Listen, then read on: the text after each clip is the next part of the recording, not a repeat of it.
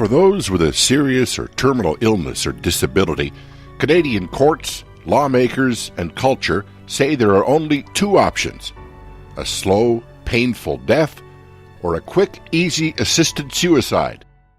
But there is a third option. Join us as we investigate the palliative care alternative and why Canadians should be choosing it.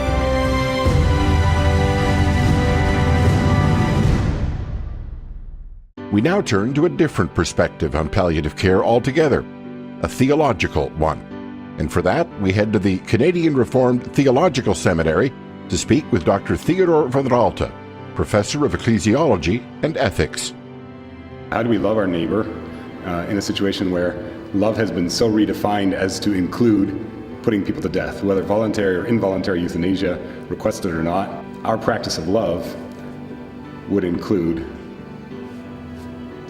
taking jobs as nurses and doctors, if we can in good conscience continue, and doing palliative care.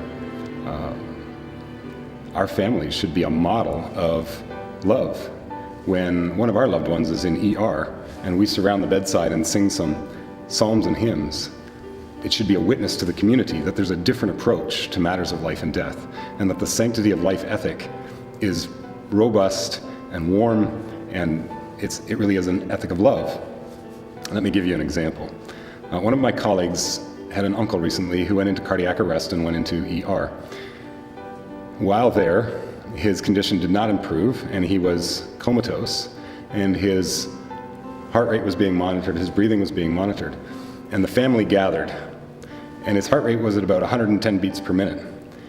The family knew that he loved psalms and singing, so they did so around the bedside in the middle of the emergency room, and every time they sang, the heart rate level went from 110 down to 80, invariably, just to show that he was comforted. And this is the kind of thing that Christians want to do in palliative care. We don't believe that it's love to put someone to death, but it is loving to increase their comfort, decrease their discomfort, and just love them and be there. I was ordained about 17 years ago and served as pastor for most of those years, except for a time when I was doing further study. And yes, there were a good number of times where I was in hospice or palliative care tending to a parishioner. In every case that I can think of, they were surrounded with family and were blessed with a good number of children and grandchildren around them, or if they were younger, many siblings.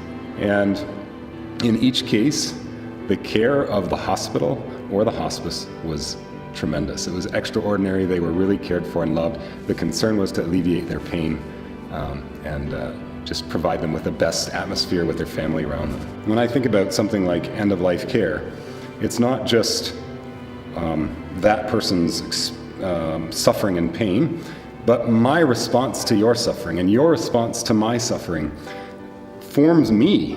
It's not just about you experiencing pain and having it alleviated in some way, but what's happening to me inside? How is my character being formed and developed in the midst of caring for someone who is in need? The way that we treat them doesn't just reflect who we are, but forms and shapes who we are. And looking at us as not just blobs of material, but body-soul combinations in some holistic way, speaks to this, and it speaks to palliative care, it speaks to end of life. And I think it's something that needs to be recognized. The legalization of assisted suicide is just another step in what seems to be a program of secularization. But it certainly does something to who we are as society. It puts a chill into society. I would explain it this way. I go to a palliative care facility. If we take the example of British Columbia right now, palliative care facilities do not offer physician-assisted death. They're looking at offering that, and some physicians are strongly opposed. Now, they rightly point out that their patients are in an environment of care and trust.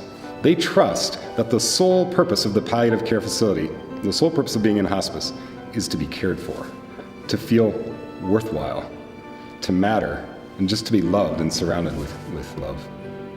As soon as you put in the option of physician-assisted death, you're now faced with the question, does this doctor want me to live, or would this doctor rather have me die?